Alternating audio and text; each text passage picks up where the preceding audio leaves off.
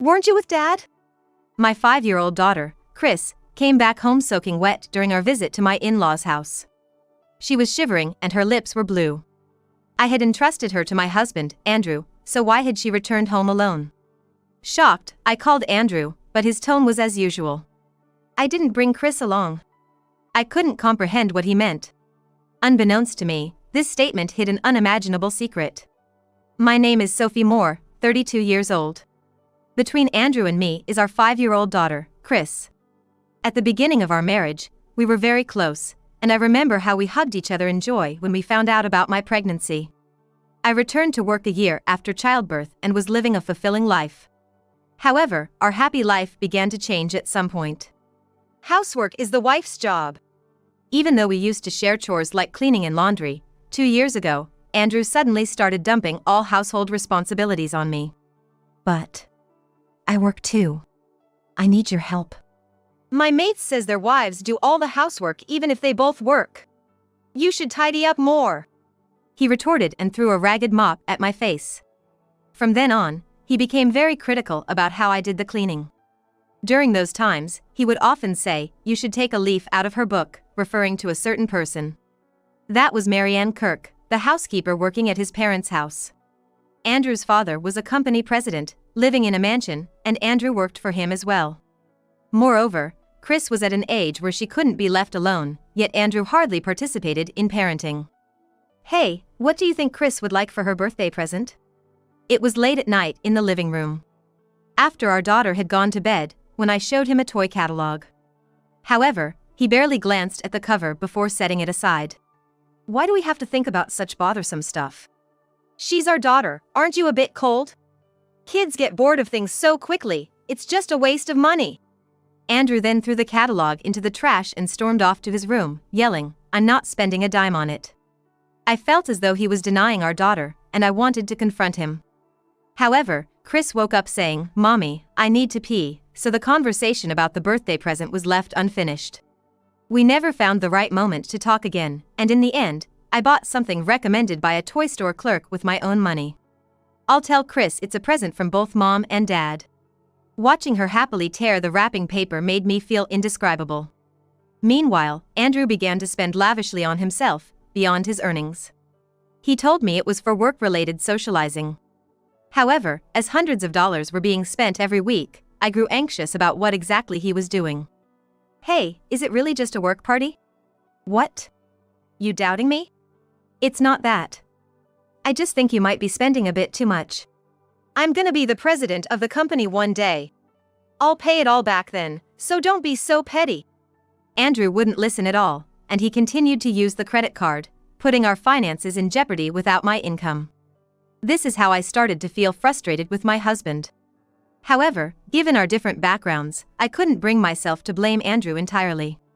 Maybe it's inevitable he thinks housework is for women, considering his mom was a stay-at-home mom. My husband, being the heir, might have his own struggles that I can't even imagine. Until he understands that women work too, I decided to be patient. I resolved to support him as much as possible until he becomes a great CEO like his father and feels more settled. Time passed, and one mid-March Sunday came around. It was my mother-in-law's birthday, and we had a tradition of celebrating it at my in-laws' house every year. Their home is about a 15-minute walk at an adult's pace straight down the road from ours. However, with Chris, it could take more than double that time since she always wants to stop at the park on the way. Also, it had become customary to stay over the night before on such special occasions. "I can't wait to see Grandpa and Grandma." Chris always looked forward to visiting them. But, on the Saturday before my mother-in-law's birthday, just as we were about to head to my in-laws' house with our bags, I got called into work. "Mommy, got to work. Should we go to Grandma's house tomorrow?" Chris, quite mature for a preschooler, was never a bother. However, I felt bad about imposing on my in-laws to take care of a kindergartner. "No, I want to go!" Chris was all set to leave, already wearing her backpack filled with her favorite toys. "What should we do?" "If we stay, I'll have to take care of her, right? Then, we'll just go to my dad's house by ourselves." "But it'll be fine. I'll talk to them." He called my in-laws without waiting for my reply, starting to explain our situation. I wanted to say thanks to my in-laws at least, so I borrowed Andrew's phone. I'm sorry for imposing Chris on you. We're family, no need for formalities. Thank you. With the housekeeper there and Andrew accompanying her, there's not much to worry about. Yeah. I thought to myself, my husband isn't cooperative with childcare, yet I made sure not to let that show, maintaining a calm demeanor. Eventually, they left our house afternoon, and I decided to finish up my work and go to my in-laws the next day. I'm off. I quickly got ready to head to the office, grabbing my business bag. At that time, the sky was clear without a single cloud. However, as time passed, the weather took a turn for the worse, and by evening, it started pouring rain as if predicting the future. It's cold. I got home early from work and I arrived at 6 p.m. To heal my fatigue, I was in the midst of preparing a bath to leisurely soak in when this happened. The doorbell at the entrance rang. To my surprise, it was Chris, soaking wet. Chris? Weren't you supposed to go to Grandma's house with Dad? Chris was trembling from the cold, her lips turned blue. Her hands were as cold as ice when I held them. I couldn't get into the house because I didn't have the keys, she said with a quivering voice, but I couldn't grasp the situation. However, seeing how tired she looked, I decided to let her take a bath first. In the meantime, I called Andrew to explain the situation. What's going on here? I didn't bring her to my dad's house. What? I thought you were taking care of her. How would I know? She ran off on her own. Apparently, on the way to my in-laws, our daughter suddenly started fussing, saying she didn't want to go unless mommy was with her. Despite my husband's efforts to calm her down, she defiantly turned back home on her own. However, since it's a straightforward route to our house, and she has walked it several times before, I thought she would be fine alone. So, she headed to my in-laws' place on her own. I thought you'd be busy with work, so I didn't contact you. Wait a minute, didn't you say you were heading to your parents' house right after lunch? It was 6:30 p.m. by then. Thinking about it, it didn't make sense for Chris to be on her way to my in-laws at that time. I had some errands to take care of. It got late because I was wrapping those up. I let that slide, but I couldn't accept the fact that he let our daughter come home alone. And she was soaking wet, why didn't you at least give her an umbrella? I tried to. But she said she didn't need it and ran off. But before I could argue, Andrew, who had been rather indifferent until then, suddenly became aggressive. You're too overprotective. It's all your fault she is such a disobedient child. Regardless of how I raise our daughter, she is not spoiled at all. I was infuriated to hear such a thing from my husband, who always neglected our daughter, and I couldn't help but raise my voice. However, he refused to acknowledge his fault and ended the call by saying, "She is safe, so there's no problem," and hung up unilaterally. I tried calling him back, but it seemed he had turned off his phone, and my in-laws' landline was set to voicemail. At this point, I figured the only option was to talk to her, so once things settled down, I called her over. Why didn't you go to Grandma's house today? You were looking forward to it. Her eyes lost their sparkle, and she looked down, slowly opening her mouth to speak. Is that true? I asked, and she nodded deeply. But many questions still remained unanswered. In a short amount of time, I researched everything possible. So that's what it was. And then, from something unexpected, I came to know a shocking truth. This is awful. I can never forgive them. Clenching my fists, I resolved to take revenge on the person who had put my daughter through such an ordeal. I then called my in-laws and said, I'll be bringing Chris over tomorrow, and spent a sleepless night filled with anger. The next day, I visited my in-laws' house. It was 8 a.m., a time when even the housekeeper hadn't arrived yet. I told my daughter to play in a room upstairs and went to the living room on the first floor where my husband was still sleeping and snoring. We need to talk, I said, waking him up with a nudge. What's the big idea, waking me up so early in the morning? Hey, why do Mom and Dad look so scary? Just sit down. Actually, it was my mother-in-law's birthday today, and I had initially wanted to avoid setting up this meeting. However, sensing something was off over the phone, my mother-in-law suggested, it's better to discuss important things sooner rather than later. I need you to do it quickly. At first, he was full of complaints, but he reluctantly complied after being admonished by his father, who is also the president of the company he works for. Hey, why did she come back soaking wet yesterday? Didn't I tell you? She started fussing halfway through, saying she wanted to go back. Then, what is this supposed to be? I displayed a certain video on the large screen of the TV. What is this? He was visibly shocked, and for good reason. The screen was filled with a scene of him and the housekeeper, Marianne, closely embracing each other in the living room of my in-laws' house like lovers. When did you film this? Actually, this was filmed with a toy camera I had given to her for her birthday. The camera was small and looked like a toy, so Andrew and the housekeeper must have never imagined they were being recorded. Chris didn't fully understand how to use the camera and seemed unaware she had filmed them. I was truly surprised when I stumbled upon this footage while researching. The two in the video paid no attention to the lens. You said you came here in the evening, but you actually left the house right after lunch, didn't you? Well, that's because. And you thought you'd sneak around with her when you knew your parents were out? I can't believe the housekeeper was your affair partner. When they arrived at the in-laws, my in-laws happened to be at the department store because the birthday present they had ordered was being delivered. I had already confirmed this detail over the phone with them. So, you told her to play near the park because she was in the way, and then you locked her out. Who told you that? Chris. I didn't understand what she meant when she said she couldn't get into the house because she didn't have the keys, so I asked her for details.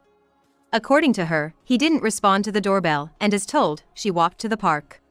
However, no one came to pick her up, and to make matters worse, it started to rain. She did what?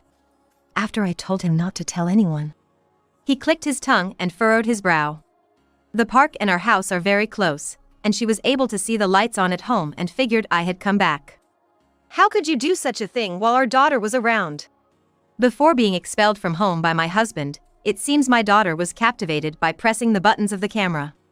Fortunately, it seems she didn't catch her father's affair in her field of vision, which was really the only silver lining. This was a one-time mistake. I'm sorry. Andrew clasped his hands together towards me. However, I had another ace up my sleeve. Oh, then how do you explain this? I spilled a pile of love letters, apparently from Andrew to Marianne, onto the table. You went through my room without permission?